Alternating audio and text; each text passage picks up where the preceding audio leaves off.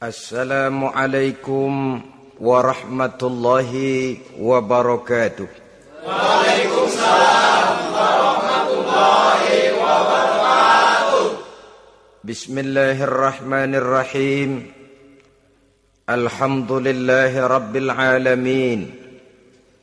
Wassalatu wassalamu ala asyrafil anbiya'i wal mursalin, imamil muttaqin, sayyidil ghurril muhajjalin, sayyidina wa maulana Muhammadin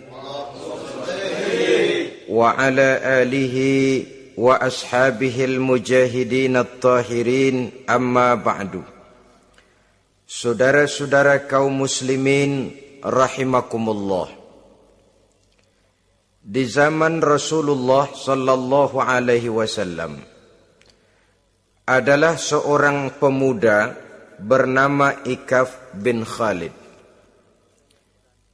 Ia seorang pemuda yang ganteng, sehat, tidak impoten, suka bergaul dengan wanita, suka pesta, dan memang ia orang kaya. Ia selalu menunda-nunda perkawinan dengan berbagai alasan-alasan yang tidak syar'i. Sampailah keadaan Ikaf bin Khalid ini kepada baginda Nabi, sehingga ia dipanggil oleh baginda Nabi. Setelah sampai, ditanyalah Ikaf bin Khalid ini, "Hai Ikaf, saya ya Rasulullah. Kau sudah punya istri?" "Belum ya Rasulullah." "Juga tidak punya budak sahaya?" "Tidak ya Rasulullah." "Dan badanmu sehat?" "Sehat ya Rasulullah." "Kalau demikian," kata Rasul, "kau ini teman setan. Ada dua pilihan Ikaf. Engkau menjadi Nasrani dalam arti meninggalkan hidup perkawinan, atau kalau kau mau ikut golongan kami, kau harus mengikuti tata cara kehidupan kami. Dan salah satu tata cara kehidupan kami ialah melaksanakan perkawinan." Yang kemudian Ikaf bin Khalid ini oleh baginda Rasul dicarikan seorang gadis bernama Karimah binti Kulsum al-Humairi, dan kawinlah Ikaf bin Khalid ini. Dari riwayat singkat ini, saudara-saudara, Rasulullah sallallahu alaihi wasallam melihat bahwa kehidupan Ikaf bin Khalid ini adalah kehidupan yang lazimnya barangkali di zaman sekarang dinamakan kehidupan dari orang-orang yang gemar melakukan free sex, alias samenleven, alias hidup bersama tanpa melakukan pernikahan. Ia sehat, ia kaya, dan ia suka bergaul dengan wanita, sehingga gaya hidup yang sedemikian ini dikecam oleh Rasulullah sallallahu alaihi wasallam. Dua pilihan ditawarkan: menjadi pendeta Nasrani yang bebas dari ikatan perkawinan, atau kalau mau menjadi muslim, ikutlah cara hidup kami, kata Rasul. Dan di antara cara hidup kami adalah melakukan apa yang dinamakan dengan perkawinan. Sebagaimana yang kita maklum, manusia adalah makhluk berketurunan terus-menerus sebagai makhluk dua jenis, laki-laki dan perempuan. Keduanya jelas saling memerlukan, saling membutuhkan. Kita laki-laki perlu perempuan, perempuan juga perlu laki-laki. Walaupun perempuan pora-poranya lebih pintar daripada laki-laki. Biasanya laki-laki kalau sudah jatuh cinta paling kurang se-RW tahu itu. Sana bicara, kemari bicara. Perempuan lebih pandai menyimpan perasaannya. Nah, pada laki-laki diciptakan zat laki-laki yang dinamakan spermatozoa Dan pada perempuan terdapat indung telur yang dinamakan ovum. Kedua zat itu harus bertemu. Dan untuk itu Allah Subhanahu wa ta'ala menciptakan kekuatan tarik-menarik antara laki-laki dan perempuan. Diciptakan laki-laki dalam biologis yang laki-laki, diciptakan perempuan dalam biologis yang perempuan. Lemah, gemulai, lembut, menarik, ayu, lemot, denok, geboy. Diciptakan magnet yang merupakan kekuatan tarik-menarik antara laki-laki dan perempuan. Dan bila ada persesuaian, maka akan terjadilah persatuan tubuh yang disebut koitus. Bila pada saat itu kebetulan terjadi pengeluaran ovum, maka kedua zat itu akan bertemu di dalam diri perempuan. Dan inilah yang dinamakan konsepsi, yakni permulaan pembinaan jasmaniah makhluk baru dalam rahim seorang perempuan. Inilah makna firman Allah dalam surah An-Nisa ayat pertama. A'udzubillahi minasyaitonir rajim. Ya ayyuhan nasu taqu rabbakumul ladzi khalaqakum min nafsin wahidah wa khalaqa minha zawjaha wa batha minhuma rijalan katsiran wa nisaa. Wahai manusia, bertakwalah kamu kepada Tuhanmu yang telah menciptakan kamu dari diri yang satu, kemudian diciptakan dari diri yang satu itu pasangannya, dan dari keduanya berkembang biaklah manusia menjadi bersuku-suku dan berbangsa-bangsa. Pada contoh lain, dari proses pembentukan jasmania makhluk manusia dalam rahim ini, Al-Baqarah 223 menjelaskan bahwa seorang laki-laki adalah seperti petani, seorang perempuan adalah seperti ladang. Petani adalah yang mencangkul sawah, menebarkan benih, sementara ladang adalah tempat bersemayam benih-benih itu, tempat dia tumbuh dan berkembang membawa manfaat bagi kehidupan ini. Dengan bahasa yang indah Quran mengatakan, nisa'ukum harthul lakum fa'tu harthakum anna syi'tum. Istri-istrimu adalah laksana sawah ladang bagimu, maka cangkulah, datangilah sawah ladangmu menurut cara yang kamu suka. Saudara-saudara kaum muslimin rahimakumullah. Belakangan ini orang sering membicarakan pendidikan seks bagi anak-anak. Menurut pendapat saya, walaupun itu diperlukan, tapi tidak harus dilakukan secara menggebu. Dan masih banyak hal-hal mendesak lainnya yang lebih perlu dibicarakan ketimbang bagaimana memberikan pendidikan seks kepada anak-anak kecil. Barangkali yang memerlukan, yang sering bertanya tentang seks cuma terbatas kepada anak-anak kecil di kota-kota besar, yang oleh perkembangan teknologi dan komunikasi, daya pikirnya memang sudah sedemikian maju.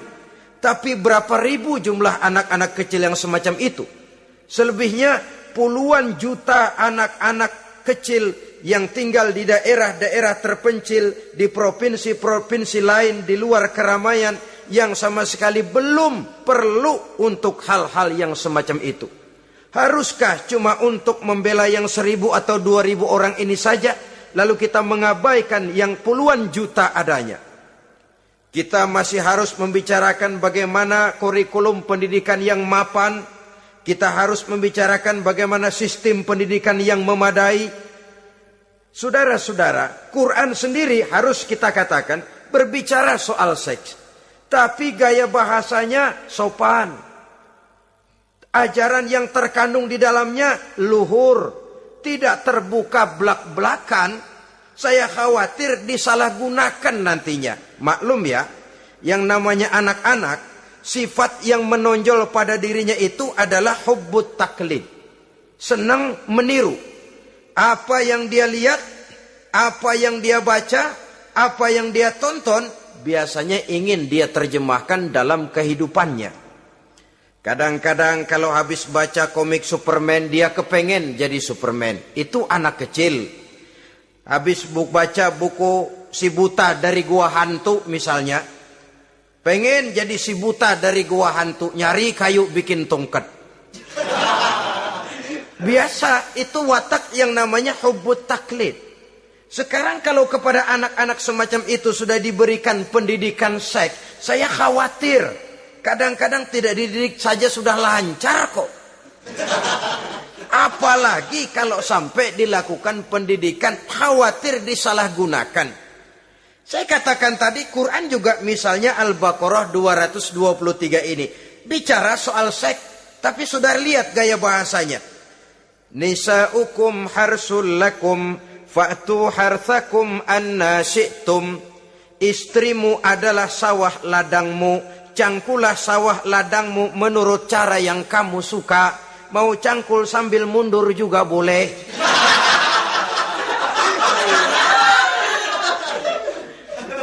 Teknik mencangkul terserah kita, asal yang dicangkul sawah ladang sendiri. Jangan sawah ladang orang lain dipaculin, marah yang punya. Kita lihat di sini betapa dalam gaya bahasa yang sopan Al-Quran berbicara soal ini. Saudara-saudara kaum muslimin rahimakumullah. Kesenangan melakukan hubungan seksual digerakkan oleh satu energi, oleh satu kekuatan dalam diri manusia yang dinamakan insting seksual atau libido. Dan libido merupakan energi yang terbesar dalam tubuh manusia. Ini harus disalurkan. Sebab kalau tidak, bahaya. Saudara tahu bahaya itu lebih bahaya dari yang bahaya. Pakai tasdid dia, bahaya. Insting seksual apabila tidak disalurkan bisa menimbulkan berbagai macam gejala-gejala yang bisa mengganggu kesehatan diri atau mengganggu lingkungan. Nah, Islam tahu itu. Islam pun tidak ingin menghilangkan nafsu. Islam memberikan legitimasi penyaluran libido, penyaluran insting seksual melalui pintu yang disebut nikah. Dengan demikian, nikah merupakan pintu legitimasi untuk manusia di dalam ia menyalurkan insting seksualnya atau libidonya atau kecenderungan untuk melakukan hubungan seksual. Tetapi saudara-saudara, oleh karena yang dinamakan nikah tidak cuma berisi hubungan seksual, tapi juga berisi tanggung jawab dan kewajiban, berisi hak dan pengertian, berisi ketenangan dan sebagainya, maka orang pada umumnya biasanya ingin mencari resiko yang lebih ringan. Hubungan seksnya mau, nikahnya ogah. Sebab apa? Karena nikah itu tidak cuma merupakan hubungan seksual saja. Ya, ia harus berisi tanggung jawab. Ya, ia berisi hak dan kewajiban. Ya, ia berisi pengertian. Ya, ia berisi penyantunan sandang, pangan, perlindungan, dan lain sebagainya. Orang lalu mengambil jalan pintas. Sehingga terjadilah kecenderungan gaya hidup yang disebut Samen Leven. Yang berangkat dari free love untuk kemudian mengarah kepada free seks. Hidup bersama tanpa diikat dengan tali pernikahan. Akhirnya apa? Kalau dirasakan cocok, ya terus. Kalau nggak cocok, ya bubar. Tidak ada satu ikatan spiritual. Kalau demikian halnya, maka manusia belum terlalu jauh nilainya daripada makhluk bernama binatang. Yang penyaluran insting seksualnya tidak perlu diikat dengan pintu yang bernama nikah. Orang ingin mengambil jalan pintas, potong kompas, mau enak lalu tidak mau resiko. Hubungan seksualnya mau, tapi kemudian pernikahannya tidak mau. Akibatnya pada satu segi prostitusi, saudara tahu prostitusi, pelacuran meningkat. Perkara apa latar belakangnya itu bukan soal kita, tetapi kemudian terjadilah proses yang dinamakan prostitusi, atau kalau tidak terjadilah pergaulan bebas di dalam kehidupannya. Saudara-saudara kaum muslimin rahimakumullah, Islam pada hakikatnya memberikan alternatif, sehingga Nabi mengajarkan dalam satu hadis, ya ma'syaras syabab, wahai para pemuda, man istata'a minkumul ba'at, barang siapa di antara kamu mampu memberi nafkah. Ba'at di sini diartikan nafkah. Nafkah apa? Nafkah zahir, nafkah batin. Itu arti ba'at. Hai para pemuda, siapa di antara kamu yang sudah sanggup memberikan nafkah, baik zahir maupun batin, hendaklah dia melakukan perkawinan. Jangan lupa ini, man istata'a minkumul ba'at, yang mampu memberikan nafkah baik zahir maupun batin, hendaklah dia melakukan perkawinan. Kadang-kadang ada juga anak muda nekat banget, main derulung aja, nggak nengok kiri, nggak nengok kanan, tidak memahami yang namanya ba'at. Ba'at ini nafkah zohir. Nafkah zohir itu apa? Ya sandang, ya pangan, ya perlindungan. Nafkah batin itu apa? Ya kasih sayang, ya pengertian, ya termasuk di dalamnya melakukan hubungan seksual. Kalau itu cuma dasar itu, rasanya mah setiap kita mampu. Tapi kan tidak cuma itu yang jadi modal bagi satu perkawinan. Siapa di antara kamu yang sudah mampu memberikan nafkah, hendaklah dia kawin. Fa illam yastati', tetapi apabila dia tidak mampu memberikan nafkah itu, fa alaihi bisyam, hendaklah dia melakukan puasa. Sebab apa? Puasa ini esensinya kemampuan mengendalikan hawa nafsu. Umpamanya ada pemuda, badannya sehat, tidak sakit, tetapi dia belum mampu untuk memberikan nafkah. Sementara temperamennya termasuk tegangan kelas tinggi. Gak boleh kecolek dikit mau ngedredet aja. Yang semacam ini oleh Nabi, fa'alaihi bisyam. Kalau memang belum mampu memberikan nafkah, hendaklah puasa. Sebab apa? Puasa lebih mengendalikan diri. Saudara-saudara, apabila puasa ini pun dirasakan juga berat, maka ada cara lain untuk menetralisir libido itu tadi. Kecenderungan untuk melakukan hubungan seksual. Dengan apa misalnya? Dengan jalan melakukan olahraga. Dengan melakukan olahraga, hormon yang membentuk libido tersalurkan, terkuras melalui energi yang dikeluarkan pada saat melakukan olahraga. Atau dengan jalan yang keempat, menjauhi hal-hal yang bisa menimbulkan rangsangan seksual. Bisa dengan puasa tadi, bisa dengan olahraga, bisa dengan lain-lain yang kira-kira bisa menghindarkan kita dari hal-hal yang bisa menimbulkan rangsangan seksual. Sehingga Al-Quran pada surah Al-Isra ayat 32 berpesan, la taqrabuz zina innahu kana fahishatan wa sa'a sabila. Jangan kamu mendekati zina, sebab sesungguhnya zina perbuatan yang keji dan jalan yang sangat buruk. Jangan mendekati zina. Mendekati zina artinya mendekati hal-hal yang bisa membawa kita kepada perbuatan zina. Termasuk misalnya bacaan-bacaan Parno. Nah, ya. Itu Parno nggak boleh dibaca. Blue film, ngintip, nah ini juga penyakit ini.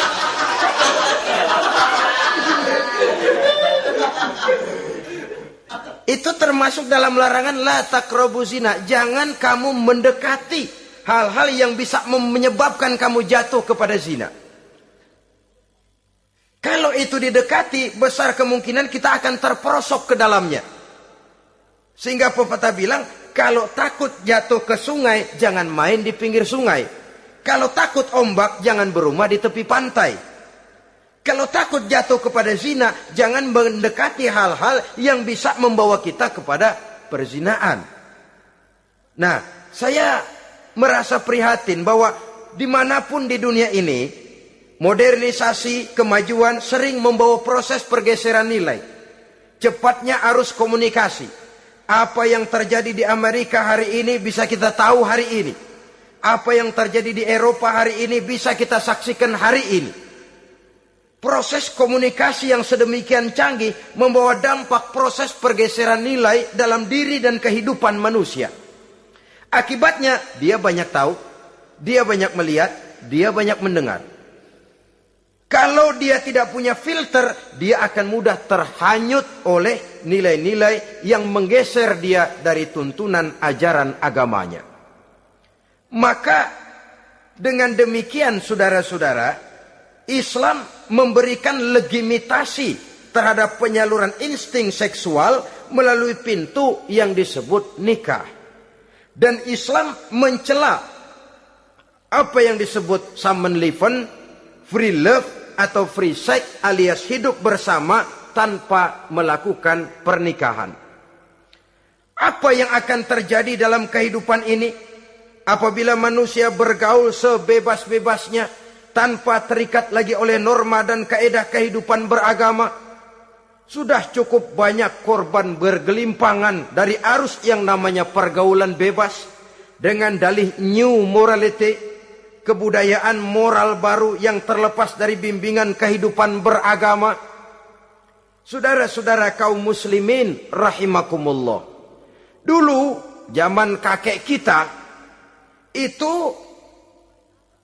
kalau pacaran, saudara-saudara, biasanya yang laki di luar, yang perempuan di dalam. Paling-paling pagar dibolongin. Ya, orang dulu itu kan rumahnya pakai pagar toh. Kalau sudah pagar itu bolong, si yang laki masukkan jarinya ke pagar. Nanti dipegang jari itu oleh tangan si perempuan dari dalam. Cuma beradu tangan doang, endahnya bukan main udah.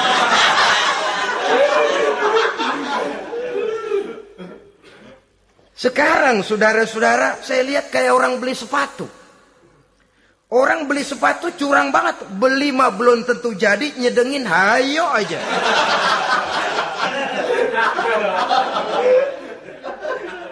Iyalah, kalau sepatu barangkali disedengin sih nggak ada bekasnya. Kalau anak orang disedengin, Allahu Akbar. Ya sedang sih sedang.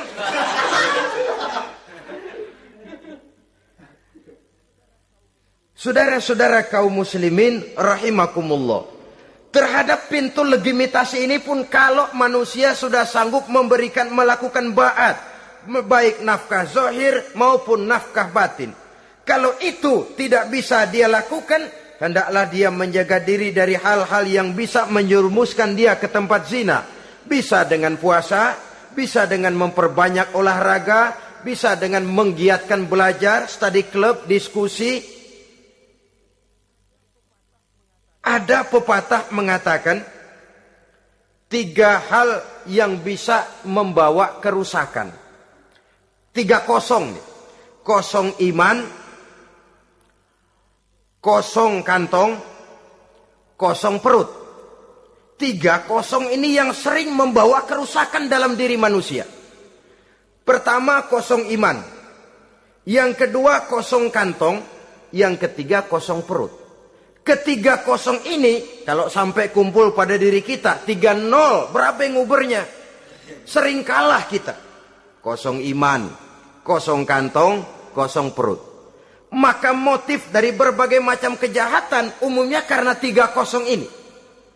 Orang bisa jatuh ke tempat zina, bisa jatuh kepada korupsi, bisa jatuh kepada perampokan, pencurian, dan berbagai macam perbuatan negatif. Pertama, kosong iman. Kalau sudah kosong iman, ini kosong yang paling berbahaya. Dia tidak ada lagi yang ditakutin. Polisi, ya apa selamanya polisi mau nongkrongin dia. Kalau sudah kosong iman, ini sudah tidak ada lagi norma yang diindahkannya. Yang kedua, kosong kantong. Orang kalau kosong kantong, mudah gelap mata. Bawaannya udah was-was mulu uring-uringan. Kosong kantong. Yang ketiga, kosong perut. Kosong perut ini lapar, kemiskinan maksudnya, bisa membuat orang jadi jahat, bisa membuat orang menjadi pelacur, bisa membuat orang jadi koruptor, bisa membuat orang jadi penjahat. Itu motifnya karena kosong perut. Dari 3 kosong ini yang paling berbahaya sesungguhnya kalau orang sudah mengalami kosong iman. Perut kosong, kantong kosong, tapi iman penuh, masih ada rem. Ya. Kantong kosong, perut kosong, iman kosong juga, jebol, bablas sudah. Tidak ada rem lagi dalam kehidupannya. Hampir segala macam motif kejahatan yang terjadi di pentas dunia ini, umumnya karena 3 kosong ini tadi. Karena kosong iman. Sekarang ini kan pergaulan bebas bukan semata-mata karena orang lapar, bukan karena orang perlu uang, tapi kadang-kadang ada karena memperturutkan hawa nafsu. Kalau sudah ke sana, kosong apa itu? Kosong iman.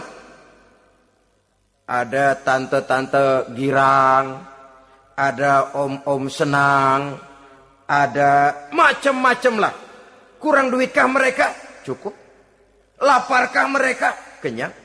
Apa yang kosong? Kantong penuh, perut penuh, iman yang kosong. Maka terjadilah proses yang namanya penyimpangan-penyimpangan seksual dari pintu legitimasi yang sudah diberikan oleh agama tadi. Kadang-kadang iman juga tertekan karena perut, persoalan ekonomi, atau karena memang kosong daripada kesibukan-kesibukan lain. Kosong kantong, motivasi ekonomi, ini seluruhnya bisa menjadi motivasi utama dari terjadinya berbagai macam penyimpangan. Karenanya Islam memberikan pintu legitimasi lewat jalan yang disebut nikah. Sehingga Nabi mengajarkan, hai para pemuda, siapa di antara kamu yang sudah mampu memberikan nafkah baik zahir maupun batin, hendaklah dia melakukan perkawinan. Sebab sesungguhnya perkawinan lebih memelihara pandangan, lebih memelihara kehormatan diri. Dari segi pandangan lebih terpelihara, dari segi kehormatan diri juga lebih terpelihara. Diberikan legitimasi lewat pintu yang halal bernama nikah. Kalau sudah didapat dengan cara yang halal, menikmatinya pun enak. Tetapi sesuatu yang didapat dengan jalan haram, menikmatinya pun gak enak, saudara-saudara. Celingak-celinguk.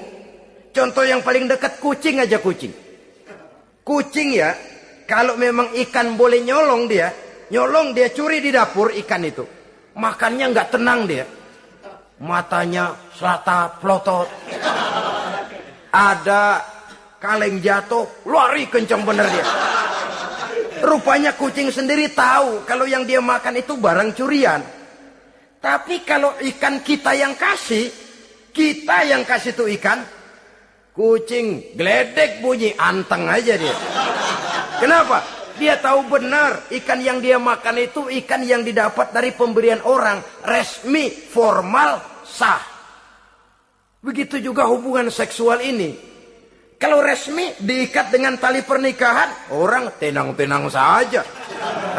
Tenang, aman, ayem, tentram. Tapi kalau yang nyolong-nyolong, lihatin dah.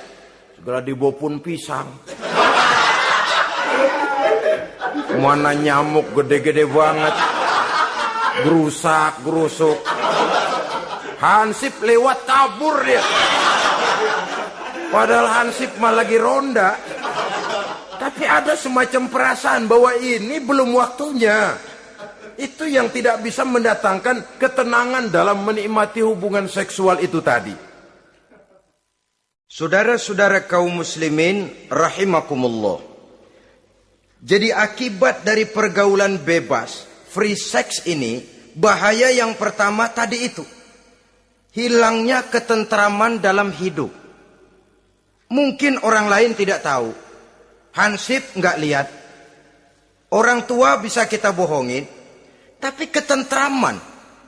Was-was. Apalagi kalau kita merasa bahwa ini akan menimbulkan satu akibat. Entah dalam bentuk nantinya terjadi kehamilan. Si laki-laki juga tidak tenang. Khawatir kalau nanti dituntut. Si perempuan juga setelah melakukan pergaulan bebas itu hilang ketentraman hidupnya. Apalagi kalau dia harus kehilangan sesuatu yang sangat berharga dalam kehidupannya. Kegadisan katakanlah, keperawanan katakanlah begitu. Sesuatu yang semestinya dijaga dan dijunjung tinggi. Tapi kadang-kadang memang cinta, inilah yang namanya cinta. Sehingga cinta itu katanya buta. Kalau sudah buta, apa saja terasa jadi indah, apa saja diserahkan. Akibatnya mahkota yang paling berharga sering hancur berantakan sebelum pada waktunya. Akhirnya ketentramannya hilang. Hidupnya gundah, gelisah. Pada mulanya memang dia tidak merasa cerah, segalanya menjanjikan dan menyanyikan keindahan. Tapi setelah proses pergaulan itu terjadi, dia kehilangan kegadisannya, si pemuda resah, si gadis pun gelisah. Apa yang dia tunggu? Jangan-jangan. Nah, jangan-jangan.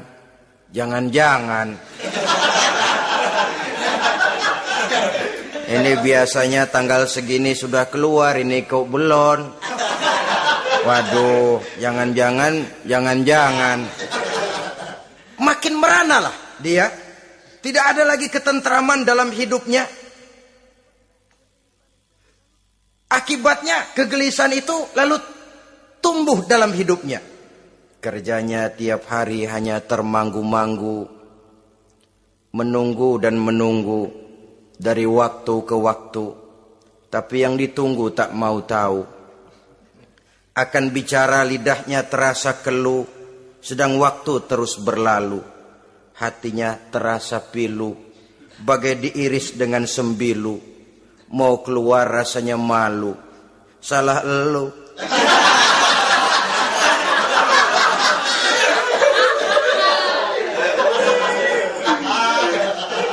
Iya toh? Salah elu. Ngapa nggak sabar nunggu penghulu?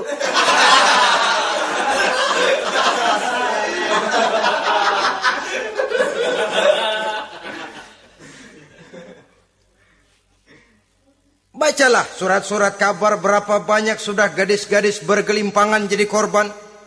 Berapa banyak sudah bayi-bayi yang lahir ke dunia ini tanpa tahu kemana dia harus memanggil bapak.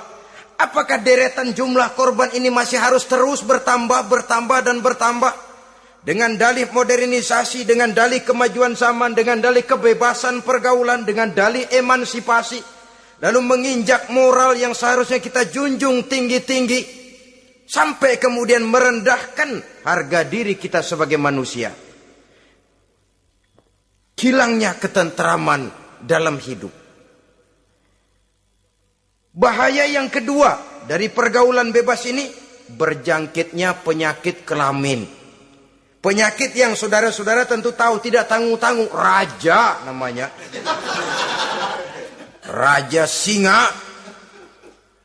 Barangkali sekarang sudah ada suntikan penisilin, boleh jadi. Barangkali sudah ada pil KB yang bisa mengatur saat-saat orang melakukan, saat orang bisa menstruasi, boleh jadi. Tapi alat-alat itu memang kalau disalahgunakan bisa merangsang terjadinya pergaulan bebas. Terjadinya penyakit kelamin. Pada lain segi, saudara lihat saja, sering dicontohkan. Kalau pagi-pagi PLN bikin pengumuman, nanti malam listrik akan mati total seluruh kota. Wah, tahu kita, ini nanti malam listrik bakalan mati. Pagi-pagi sudah beli baterai kita. Masukin batu baterai ke dalam baterai. Dari pagi sampai sore itu baterai kita sorotin terus. Padahal masih siang. Apa yang terjadi? Nanti maghrib datang, malam tiba, nyorot lagi. Udah soak batunya. Kenapa? Lantaran dari pagi sepanjang siang disorotin terus. Belum waktunya baterai nyempret terus. Begitu malam, udah soak, nggak terang lagi. Sama saja, kita juga begitu. Belum nikah, dipakai terus. Mumpung masih siang, nyorot terus baterai. Itu nanti kalau sudah malam, masuk pintu pernikahan, baterai bisa soak. Mau nyorot lagi, lah remeng-remeng. Udah nggak punya daya begitu masuk pintu pernikahan, cuma celam-celam doang.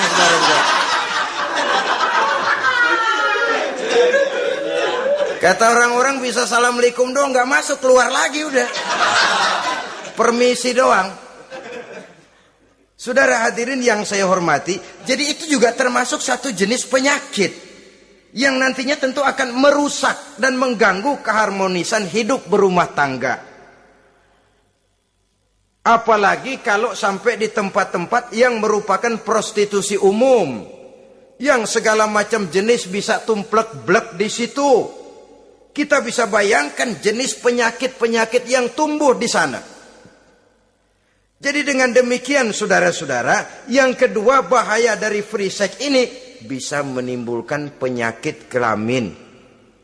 Yang ketiga, mengganggu kelangsungan keturunan. Apalah dosanya anak-anak kita kalau mereka harus terlahir dengan membawa penyakit yang diwariskan oleh orang tuanya?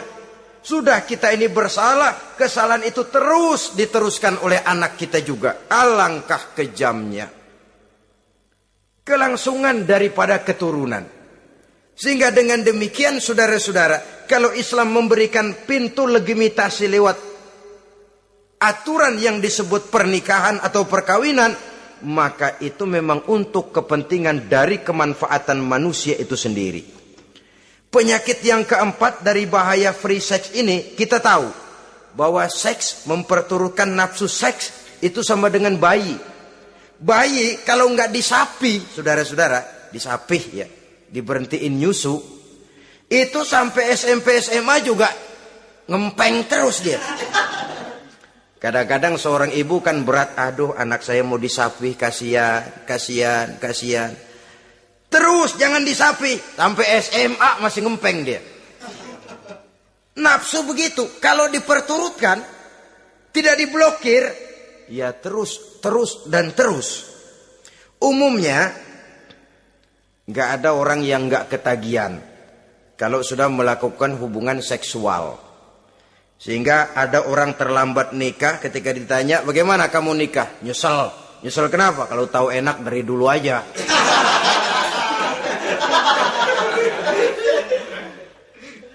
Nah, sekarang kecanduan terhadap hubungan seksual ini akan membawa dampak tadi. Pertama, dia lari ke tempat prostitusi.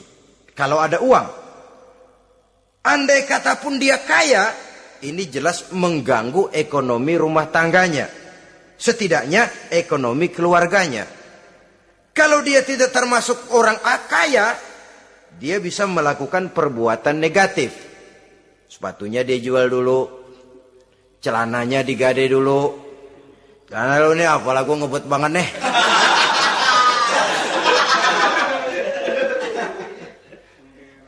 Itu sudah mengarah kepada ekonomi. Belum lagi penyakit yang kelima, bahwa free sex ini bisa membawa kehancuran karier. Saudara lihat ya, walaupun tidak karena free sex sepenuhnya, tapi pengaruhnya. Konon Julius Caesar yang begitu gagah perkasa, takluk dan bertekuk lutut di bawah kaki Cleopatra. Konon Napoleon Bonaparte, singa daratan Eropa, luas kekuasaannya, besar tentaranya, dia tunduk di bawah kaki Margaret Josephine. Bahkan konon Adolf Hitler yang begitu luar biasa cuma tunduk kepada Eva Braun. Baiklah, itu sejarah masa lalu. Yang sekarang yang kita alami, saudara. Betapa seorang senator seperti Gary Hart, calon presiden unggulan di Amerika, brilian, jenius, cerdas, diunggulkan, masih muda. Betapa calon presiden ini harus mundur dan hancur karier politiknya cuma karena skandalnya dengan seorang hostess bernama Donna Rice. Ini di Amerika loh, di satu negara yang konon katanya menganut liberalisme, tapi begitu tingginya dijunjung nilai-nilai moral. Kalau dia terlibat begitu, bagaimana kalau dia jadi presiden nanti? Bahkan paling belakang, saudara-saudara, John Tower yang oleh Presiden Bush dicalonkan menjadi Menteri Pertahanan terpaksa ditolak oleh Senat. Oleh karena skandalnya, ya dengan minuman keras, ya dengan wanita. Saya katakan lagi, ini di negara yang kita katakan, kita tuding sebagai negara liberal. Di negara yang menganut mudah-mudinya pergaulan bebas, entah nilai moral dituntut sedemikian luhur. Sehingga seorang bisa mengundurkan diri dari calon presiden karena terlibat skandal. Di Inggris pernah juga kejadian, di Italia pernah juga kejadian seorang Perdana Menteri terlibat skandal dengan seorang pramugari pesawat udara. Sampai kemudian dia dan seluruh kabinetnya membubarkan diri. Kehancuran karier. Karena bagaimanapun lemahnya wanita, perempuan sekalipun lemah, saudara-saudara, lelaki yang bagaimana gedenya juga dia telan. Itu namanya perempuan, saudara-saudara. Seseorang bisa bangkit ke panggung sejarah memegang peranan. Dari yang tidak pernah diperhitungkan bisa menjadi kekuatan yang diperhitungkan pun karena perempuan. Tapi seorang pun bisa ambles di telan perut sejarah juga karena perempuan. Kehancuran karier. Sebab pangkat yang tinggi, badan yang sehat bukan merupakan jaminan bahwa seseorang akan mampu menghadapi bujuk rayu dari seorang perempuan. Saudara-saudara kaum muslimin rahimakumullah. Oleh karena itu, mari sayangi diri, sayangi karier, sayangi ekonomi rumah tangga. Bertahun kita pergi pagi pulang sore peras keringat cari nafkah, menghidupi anak dan istri. Haruskah dia jadi hancur cuma oleh karena kecanduan kepada pelacur misalnya? Memang yang namanya pelacur tentu saja memikat, mempedaya, mempesona. Saudara-saudara kaum muslimin rahimakumullah. Karena apa? Karena yang dicari uang, mereka toh dagang. Taktik orang dagang tentu harus mampu memikat pembeli. Jangan lalu merasa senang. Waduh, ini malam mujur banget nih. Ngapa? Dapat yang baik banget sama gue. Waduh, ramah lagi orangnya. Udah endah aja udah. Ya wajar saja namanya orang dagang. Sehingga orang-orang tua dulu punya pepatah, kalau Anda termasuk orang yang jarang senyum, jangan jadi pedagang. Pedagang wanyun mulu, siapa yang betah beli? Itu kan termasuk psychology of salesman. Memang caranya orang dagang yang mesti begitu. Dia membujuk, dia merayu, dia mempedaya, dia mempesona. Jatuh kita ke kerayuannya, sulit untuk bangkit kembali. Karena itu, jangan dibiasakan. Yang sudah terlanjur, tidak ada terlambat untuk menarik diri. Adalah lebih baik kita gila dulu baru benar, daripada benar dulu baru jadi orang gila. Kalau orang gila mau benar, ini gampang ngaturnya. Tapi sudah benar, lalu gila. Ini repot, saudara-saudara. Dibilangin apa-apa, dia pernah jadi orang benar. Lebih baik kita memulai hidup ini dengan lembaran kelabu. Kalau pada akhirnya kita bisa mengganti dengan lembaran-lembaran putih. Daripada kita mulai dengan lembaran putih kalau akhirnya jadi kelabu. Yang paling baik tentu putih sejak lembaran pertama sampai kepada lembaran terakhirnya. Saudara-saudara kaum muslimin rahimakumullah. Lalu selain zina, apa penyimpangan-penyimpangan seksual itu? Ya, penyimpangan yang umum yang tidak dilakukan oleh sepasang suami istri dinamakanlah dia dengan zina. Tapi kadang orang mencari jalan lain untuk menyalurkan insting seksualnya itu. Ada misalnya dia puasa emang kagak doyan. Budek seharian kagak makan, capek. Olahraga ndak suka olahraga. Sementara tegangannya tegangan tinggi. Baca buku yang parno seneng. Kalau ngomong selalu yang nyerempet-nyerempet. Akibatnya apa? Dia puasa tidak, olahraga tidak. Dia bisa jatuh kepada yang disebut onani atau masturbasi. Ada ulama mengharamkan ini, ada yang memakruhkan saja. Tapi bagaimanapun itu merupakan satu perbuatan dosa. Sungguh pun oleh ilmu kedokteran tidak dipandang sebagai sesuatu yang membahayakan barangkali. Tapi pada umumnya lalu lahir rasa minder, rasa rendah diri, dan masturbasi atau onani itu termasuk zina tangan. Ya walaupun dosanya tidak sebesar zina biasa, sebab jangan lupa mata bisa zina, zina mata ia memandang sesuatu yang haram. Tangan bisa zina, zina tangan termasuk onani. Hidung bisa zina, zina hidung, ya saudara lebih tahulah. Ini termasuk jenis penyimpangan. Atau kemudian ada lagi jenis lain. Seseorang yang menyalurkan insting seksualnya kepada makhluk sejenisnya. Laki-laki kepada laki-laki. Itu yang kita kenal dengan istilah homoseksual.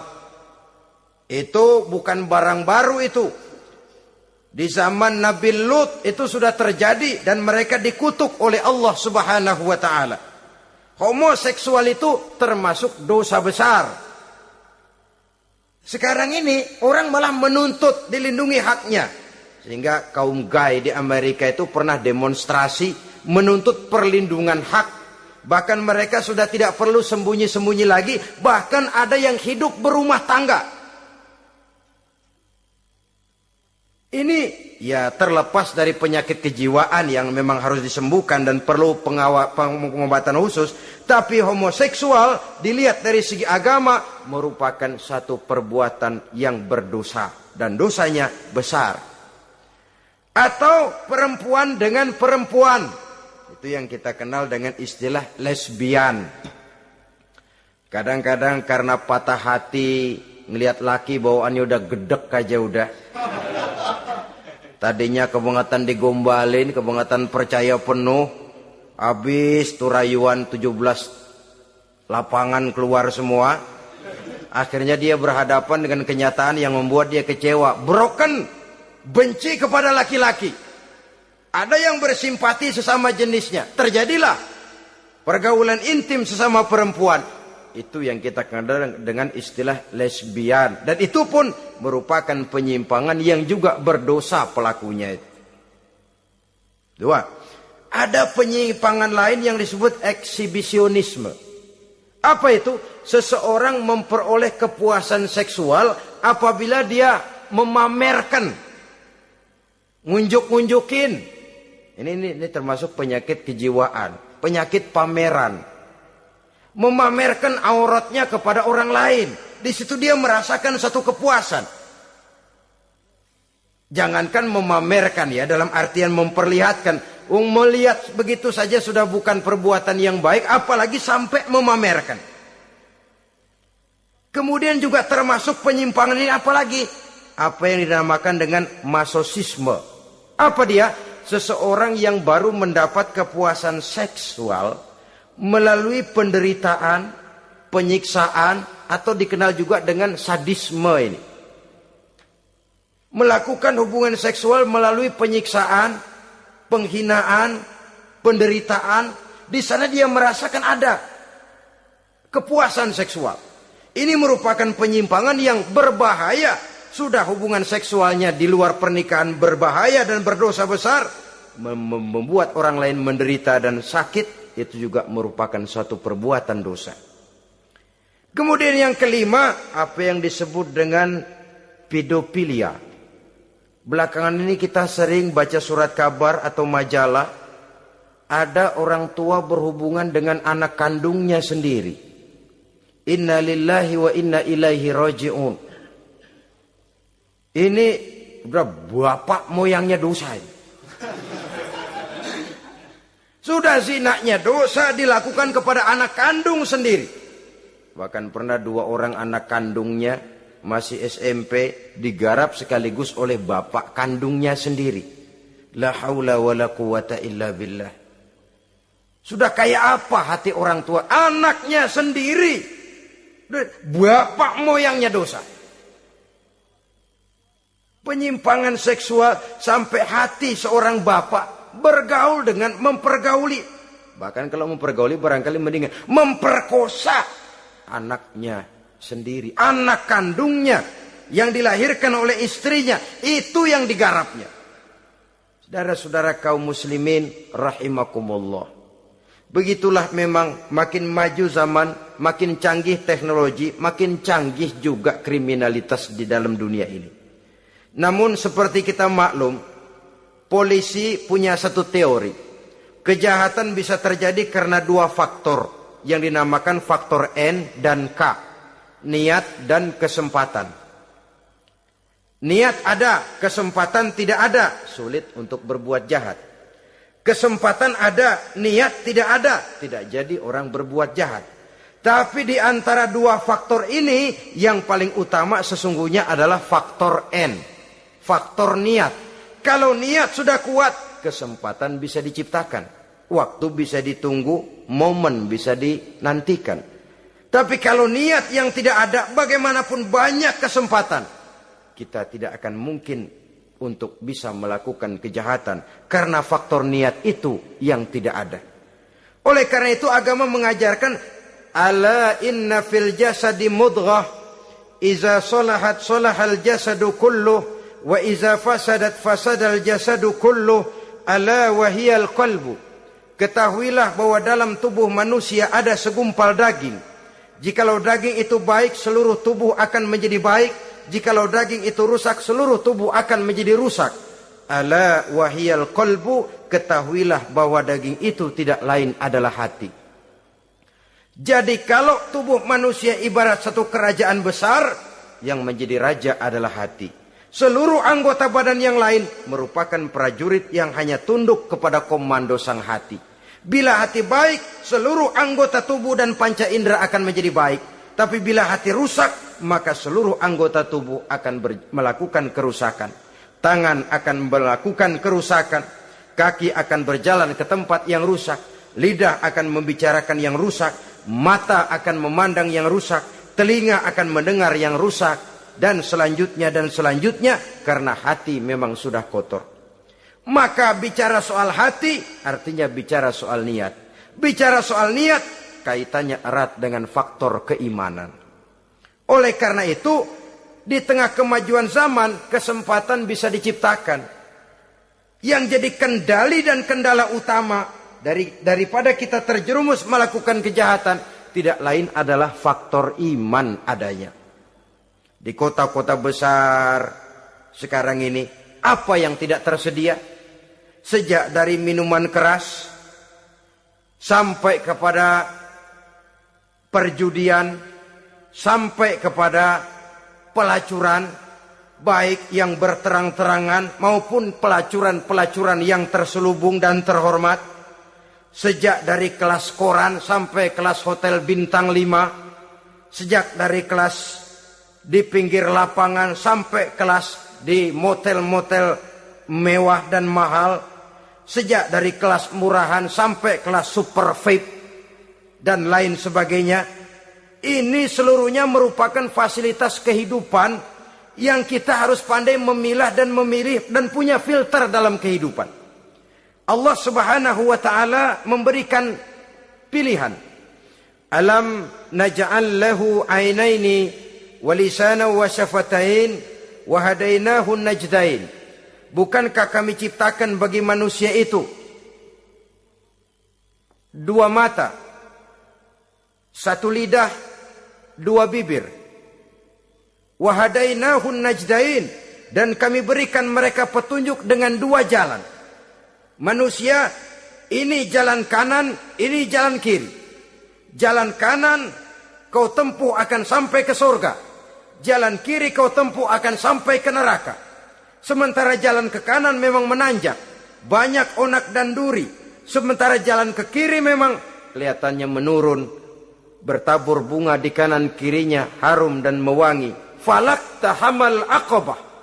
Kenapa kamu tidak mau menempuh jalan yang menanjak? Ini kecenderungan manusia. Ngapain nanjak, capek. Ini aja yang turun nih nggak pakai bertenaga. Ngapain kawin, repot lah pakai nyari nafkah, pakai kerja, ntar punya anak ribet lah, sama juga. Mendingan ke sono aja, 2000 bersih udah.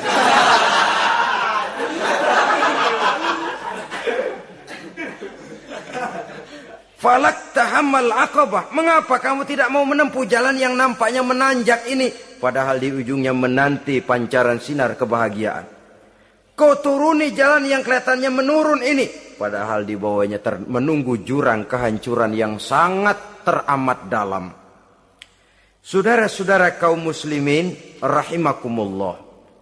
Dengan demikian, apabila Islam melarang manusia dengan larangan yang keras, jangan terjebak dalam pergaulan bebas, jangan berendam di dalam free sex, sesungguhnya adalah untuk kepentingan daripada manusia itu sendiri.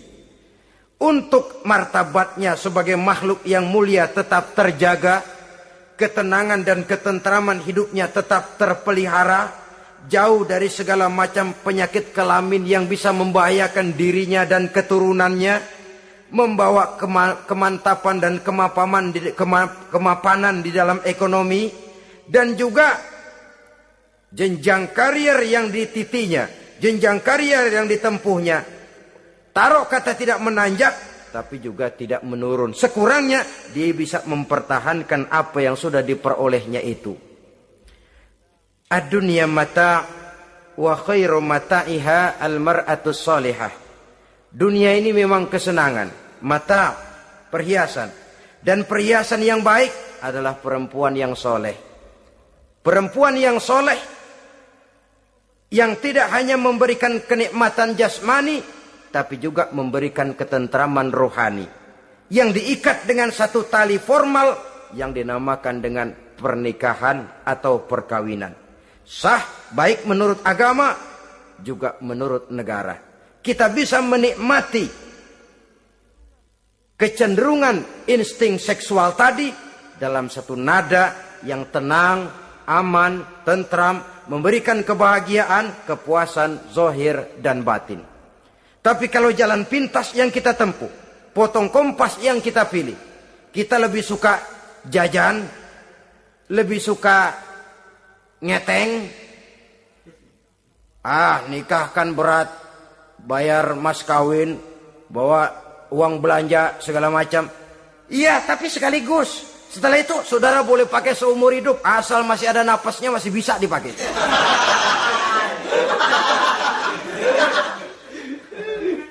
Tapi apabila potong kompas tadi, jajan yang kita tempuh kelihatannya memang ringan, 2000, ya mendingan dikit 5-10 ribu.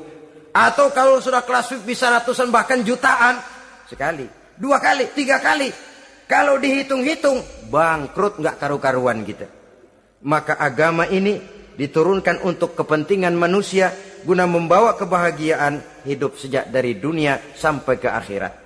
Kepada adik-adik remaja, para pemuda, jika sudah mampu memberikan nafkah, laksanakanlah pernikahan atau perkawinan. Jika belum mampu, maka jauhilah hal-hal yang dapat menimbulkan rangsangan seksual.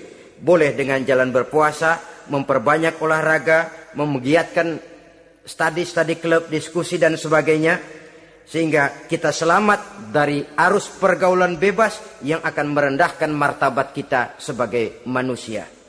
Inilah yang kita bicarakan pada pertemuan kali ini. Terima kasih atas segala perhatian, mohon maaf atas segala kekurangan. Usikum wa nafsi bitaqwallah. Wassalamualaikum warahmatullahi wabarakatuh.